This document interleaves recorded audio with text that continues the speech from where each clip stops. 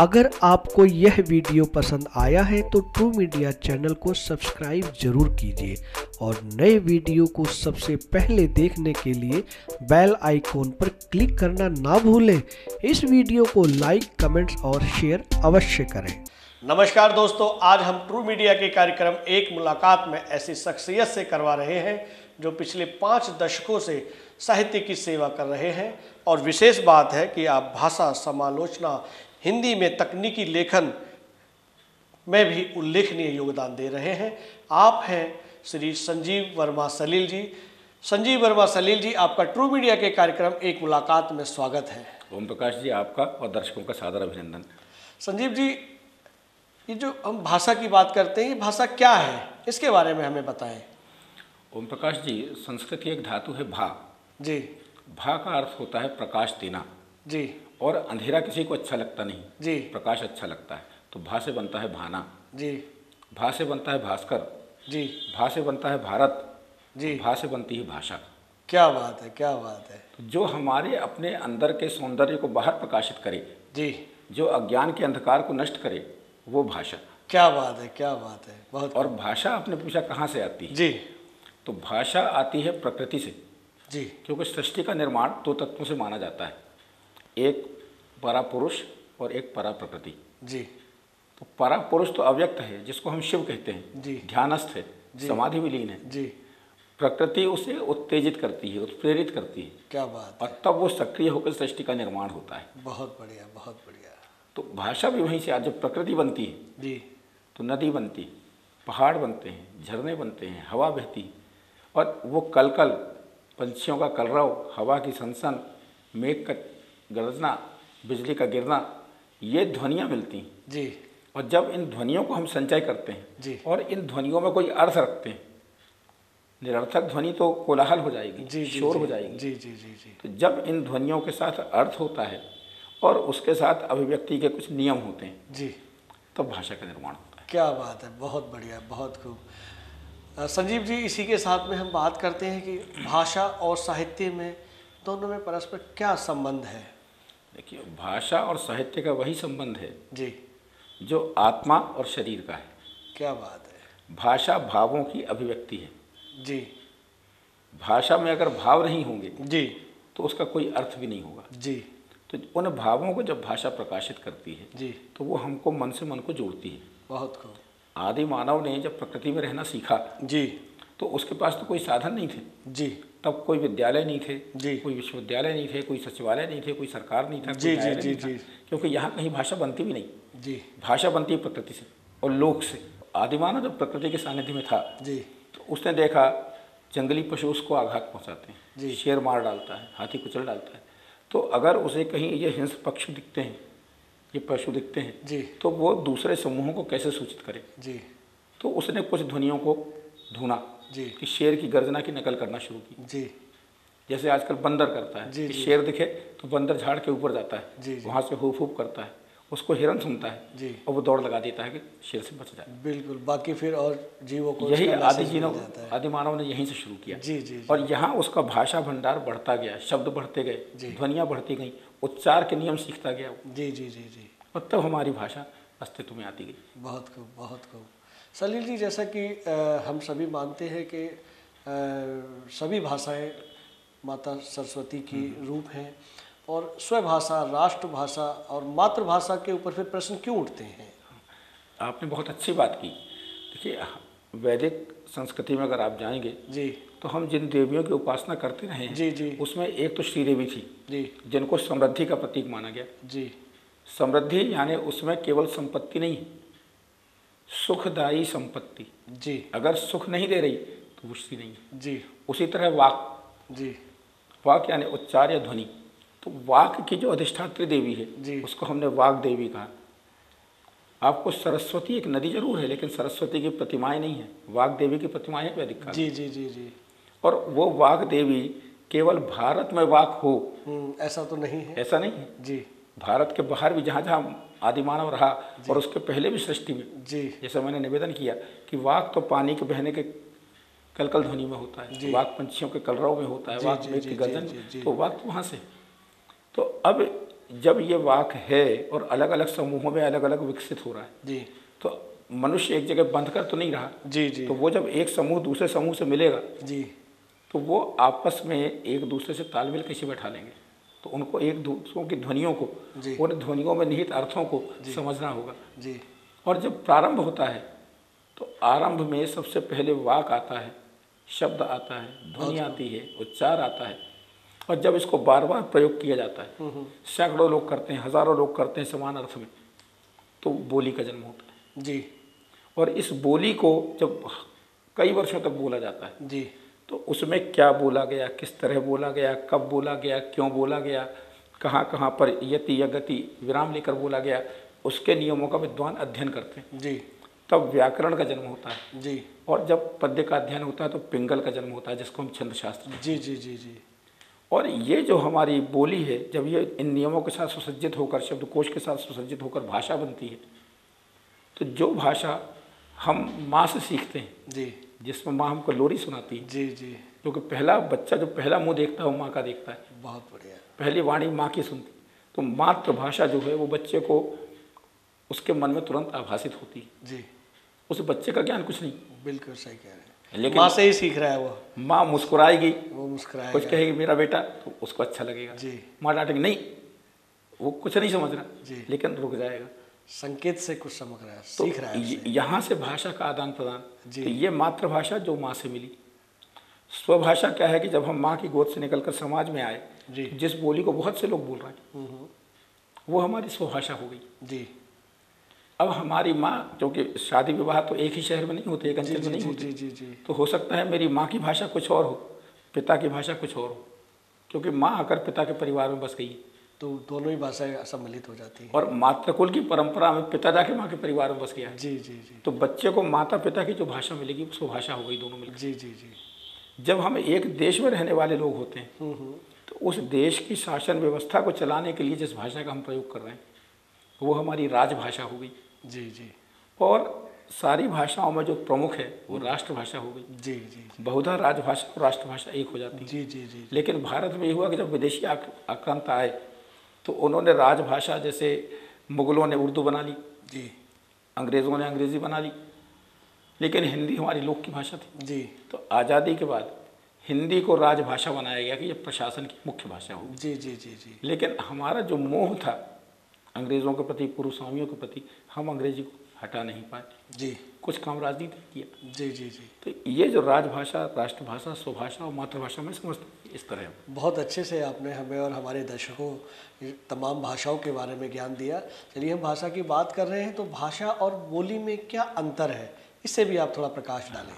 जैसे भाषा और बोली की आपने बात की, जब हम बोलते हैं, जी, सबसे पहले बच्चा बोलेगा तो क्या करेगा, उसे तो व्याकरण नहीं मालूम, जी, संज्ञा, सर्वनाम, क्रिया, क्रिया विशेषण, कोई कुछ नहीं मालूम, जी, शब्दकोश उसने देखा नहीं, जी, शब्दों के अर्थ उसको नहीं मालूम। बिल्कुल, तो जब वो कुछ बोलता है वहाँ से बोली का जन्म होता है। जी, जी, एक बच्चे ने बोला और जब समाज के सारे लोग धीरे धीरे उसको ग्रहण करके बोल रहे हैं जी, तो एक बोली बन गई। जी, वो बोली वहाँ के लोकाचार को, वहाँ की जी, लोक संस्कृति को, वहाँ जी, की जो आचार व्यवहार होगा, पर्व त्यौहार होंगे, उत्पादन होंगे, प्रकृति की बातें होंगी, उनको लेकर बोली चल रही है। जी, और भाषा उस बोली में अभिव्यक्त किए जा रहे ज्ञान को अधिनियमित करती। जी, कि आपने कहा इसको हम संज्ञा कहेंगे, इसको हम सर्वनाम कहेंगे, यहाँ वाक्य बनेगा, ये अनुच्छेद होगा, विराम चिन्ह इस तरह लगाएंगे, या आप जब काव्य में आएंगे तो इतनी पंक्तियों का होगा, इतनी मात्राओं का होगा, या इतने वर्णों का होगा। तो ये जो अध्ययन है, बोली में पहले सब चीज़ें प्रयोग हुई, इसलिए हमारे छंद की वाचिक परंपरा हम कहते हैं। जी, वाक से वाचिक परंपरा। जी, वेदों में कहा गया श्रुति, आप सुनो दूसरे जो कह रहे हैं, स्मृति याददाश्त में रखिए जी, और फिर कहिए। ये जो श्रुति स्मृति की परंपरा है, जी, जी, जी, कहना सुनना याद रखना, कहना सुनना याद रखना, बहुत बढ़िया, ये पीढ़ी दर पीढ़ी चलती गई, बिल्कुल, बिल्कुल, ये वाचिक परंपरा है। तो बोली वाचिक परंपरा के साथ चलती है, और जब उसको अधिनियमित कर देते हैं विद्वान लोग तो भाषा बनती है। बहुत बढ़िया, बहुत बढ़िया। संजीव जी, इसी के साथ में एक और सवाल जोड़ता हूँ, प्रश्न जोड़ता हूँ आपसे कि हमारे भारत देश के युवाओं की सबसे बड़ी समस्या रोजगार है। हाँ। उसके तहत जो समस्या हमारी बनी हुई है, बहुत बड़ी बनी हुई है, इसमें भाषा और बोली उन युवाओं के लिए क्या योगदान दे सकती है? ओम प्रकाश जी, ये बहुत सामयिक प्रश्न है और युवाओं के लिए बहुत ज़रूरी प्रश्न है जी। क्योंकि जब पेट तृप्त होगा बहुत तब आप मस्तिष्क की भूख की तरफ जाएंगे। बिल्कुल बिल्कुल। तुलसी ने कहा भूखे भजन न होई गोपाला। जी। तो जब तक रोजी की व्यवस्था नहीं है, रोटी की व्यवस्था नहीं है, तो ज्ञान की आराधना कैसे होगी? बहुत बढ़िया। कोई अपवाद स्वरूप कोई कर सकता है, बिल्कुल बिल्कुल। पूरा समाज नहीं कर सकता। जी लेकिन मेरा एक निवेदन है कि रोजगार पैदा कहाँ से होता है? जी। जब किसी की आवश्यकता की पूर्ति कोई दूसरा करता है, जिसको हम अर्थशास्त्र में मांग का सिद्धांत कहते हैं, जी। कि जब मांग हो और उस मांग की पूर्ति की जाए तो उसका मूल्य होता है। बहुत बढ़िया बहुत बढ़िया। तब भाव घटते बढ़ते हैं। तो हर व्यक्ति को क्या बोलना उसकी ज़रूरत नहीं है, जी। सुनना उसकी ज़रूरत नहीं है, क्यों नहीं? लिखना उसकी ज़रूरत नहीं है। जी। और अगर है तो ये सब भाषा कर रही है। हमने भाषा को रोजगार से कभी जोड़ा नहीं है। जी जी जी। भाषा अनजाने अपना भूमिका निभा रही है। जैसे मुसलमान आए, उनकी भाषा अरबी फारसी थी और वो सिपाही आए, कोई बहुत बड़े विद्वान लोग नहीं आए लड़ने के लिए। हमारे जो लोग लड़े वो भी सिपाही थे जी। या कुछ राज परिवार के राजा थे। जी। कोई लड़ा, कोई हारा, कोई जीता, अंततः मुसलमान स्थापित हो गए। जी। अब उनको यहाँ जब स्थापित होना पड़ा तो मुगलों के सैन्य छावनी लगी। अब उन्हें रोजमर्रा की चीज़ें चाहिए जो उनको अपने हारे हुए सैनिकों से पूरी कराना कैसे होगी। तो उन्होंने संकेतों में कुछ कहा होगा, आब, इसने सोचा अच्छा पानी, जी जी जी जी। तो उसने पानी ला दिया। तो ये समझ गया कि आने वाला आब कहता है, वो समझ गया कि यहाँ रहने वाला पानी कहता है। एक दोनों के तालमेल, दोनों की आवश्यकता यहाँ पूर्ति हुई। जी जी जी। जिसको आज हम कहते हैं भाषांतरण या अनुवाद की समस्या। जी। और उन लश्करों में ये जो बातचीत विकसित हुई, इस बोली का नाम हुआ लश्करी। जी। लश्करी को जब लिखा गया तख्ती पे तो रेखता आई, और जब ये स्थायी रूप से शासन हो गया तो इनको मनुष्य समाज बाजार में बात करना पड़ा। फारसी में उर्दू शब्द का अर्थ होता है बाजार। जी। तो जिसको हम कहते हैं बाजारू भाषा में बात कर रहा है। जी जी जी। ये बाजारू भाषा जो है ये उर्दू है। क्या बात है, क्या बात। उर्दू संस्कृत की तरह विद्वानों की भाषा नहीं, जी। उर्दू बाजार की भाषा है जी। जो विकसित हुई। तो जब बाजार में जो चीज़ विकसित होगी, जी। क्या वो बाजार के उपयोग की नहीं है? क्या उसका दाम नहीं होगा? क्या उसका मोल नहीं होगा? बिल्कुल बिल्कुल। तो भाषा रोजगार देती। सीमित अर्थों में बात करें तो अनुवादक का जो काम है, जिसको हम ट्रांसलेटर कहते हैं, जी जी जी जी। ट्रांसक्रिप्शन का जो काम है, आप तो मीडिया से जुड़े हैं तो इन सब चीज़ों की आपको ज़रूरत जी होती है। जी जी जी। आज बांग्ला की कोई रचना है तो आपको उसका अनुवादक चाहिए। बिल्कुल बिल्कुल। हमारे न्यायालयों में सारे के सारे जो अभी राम जन्मभूमि का केस चल रहा है, जी। उन्होंने कहा कि पुराने दस्तावेज अरबी फारसी के हैं, जी। इसका अनुवाद करके प्रस्तुत करो। जी जी। ये भाषा रोजगार बहुत देती है। अच्छी जानकारी, बहुत अच्छी जानकारी। उसी तरह भाषा का शिक्षण प्रशिक्षण जो है, जी। ऐसा कोई विद्यालय, कोई विश्वविद्यालय, कोई महाविद्यालय नहीं हो सकता जी। जहाँ भाषा के शिक्षक ना हो। जी। तो ये भाषा ही रोजगार दे रही है। बहुत बढ़िया। और एक बात और, आज जब हम वसुधैव कुटुंबकम की बात करते हैं, जी। विश्व एक निरम की बात करते हैं, जिसको पश्चिम के भाषा में ग्लोबलाइजेशन कहते हैं, जी जी। पूरा विश्व एक साथ आ रहा है, तब विश्व में एक दूसरे की भाषाएं समझने की ज़रूरत है। और हिंदी की बड़ी भूमिका इसलिए है, हिंदी में इतना रोजगार है जिसका आकलन दुर्भाग्य से हमारी सरकारों ने नहीं किया, जी। विश्वविद्यालयों ने नहीं किया। विश्व में हर वर्ष 5 से 7 विश्वविद्यालयों में हिंदी विभाग खुल रहे हैं। क्या बात है, बहुत अच्छी खबर है ये। और अगर खुल रहे हैं तो वहाँ हिंदी कौन पढ़ाएगा? दुर्भाग्य यह है कि हमारे यहाँ जो बच्चे हिंदी में पीएचडी या डीलिट कर रहे हैं, वो केवल किताबी कर रहे हैं। जी। पुराने शोध देखो, कंपाइल करो, नया लिख दो। और गूगल ने ये काम और आसान कर दिया। जी जी जी। अगर इस शोध के साथ, जैसे बच्चा पीएचडी करने आता है, उसके प्रोफेसर को ये हो कि ये इस बच्चे की योग्यता क्या है, ये किस देश में जाके काम कर सकता है, जी। या उस बच्चे की चॉइस हो तो मुझे जापान जाना है, और जब वो पीएचडी करे तो उसके साथ उसको जापानी का डिप्लोमा करा दिया जाए। जी जी। और जापान में कोई विश्वविद्यालय खुले और हमारे यहाँ के 10 लोग जाकर वहाँ पर उस विभाग को शुरू करें। बिल्कुल बिल्कुल। इसी तरह के हिंदी का कुछ लोग जर्मनी सीखें, कुछ रूसी सीखें, कुछ फ्रांसीसी सीखें, कुछ चीनी सीखें। तो अगर आप इस तरह बहुभाषाविद तैयार करेंगे जी, तो ये विश्व में जगह जगह पर जाकर रोजगार पाएंगे, और वो रोजगार भारत की तुलना में बहुत ज़्यादा वेतनमान का ये होगा। कह सकते हैं कि हिंदी भाषा का, बोली का प्रचार प्रसार भी बढ़ेगा और निश्चित युवाओं बढ़ेगा। को रोजगार भी मिलेगा। निश्चित बढ़ेगा। इसीलिए मैं हिंदी को भारत की राष्ट्रभाषा नहीं मानता हूँ। जी, पिछले 1 दशक से मैं हिंदी को विश्ववाणी कहता हूँ। क्या बात है, बहुत अच्छी। हमारी जो संस्था जिसके प्लेटफॉर्म पे हम काम करते हैं जबलपुर में, वो भी विश्ववाणी हिंदी संस्थान जबलपुर है। जी, जब हम विश्ववाणी की कल्पना करेंगे तब तो हम उसको विश्ववाणी बना पाएंगे। बिल्कुल बिल्कुल बिल्कुल। हर व्यवहार होगा, पर्व त्यौहार होंगे, उत्पादन होंगे, प्रकृति की बातें होंगी, उनको लेकर बोली चल रही है। जी। और भाषा उस बोली में अभिव्यक्त किए जा रहे ज्ञान को अधिनियमित करती। जी। कि आपने कहा इसको हम संज्ञा कहेंगे, इसको हम सर्वनाम कहेंगे, यहाँ वाक्य बनेगा, ये अनुच्छेद होगा, विराम चिन्ह इस तरह लगाएंगे, या आप जब काव्य में आएंगे तो इतनी पंक्तियों का होगा, इतनी मात्राओं का होगा, या इतने वर्णों का होगा। तो ये जो अध्ययन है, बोली में पहले सब चीज़ें प्रयोग हुई, इसलिए हमारे छंद की वाचिक परंपरा हम कहते हैं। जी। वाक से वाचिक परंपरा। जी। वेदों में कहा गया श्रुति, आप सुनो दूसरे जो कह रहे हैं। स्मृति, याददाश्त में रखिए जी। और फिर कहिए। ये जो श्रुति स्मृति की परंपरा है, जी जी जी, कहना सुनना याद रखना, कहना सुनना याद रखना, बहुत बढ़िया। ये पीढ़ी दर पीढ़ी चलती गई। बिल्कुल बिल्कुल। ये वाचिक परंपरा है। तो बोली वाचिक परंपरा के साथ चलती है, और जब उसको अधिनियमित कर देते हैं विद्वान लोग तो भाषा बनती है। बहुत बढ़िया बहुत बढ़िया। संजीव जी, इसी के साथ में एक और सवाल जोड़ता हूँ, प्रश्न जोड़ता हूँ आपसे कि हमारे भारत देश के युवाओं की सबसे बड़ी समस्या रोजगार है। हाँ। उसके तहत जो समस्या हमारी बनी हुई है, बहुत बड़ी बनी हुई है, इसमें भाषा और बोली उन युवाओं के लिए क्या योगदान दे सकती है?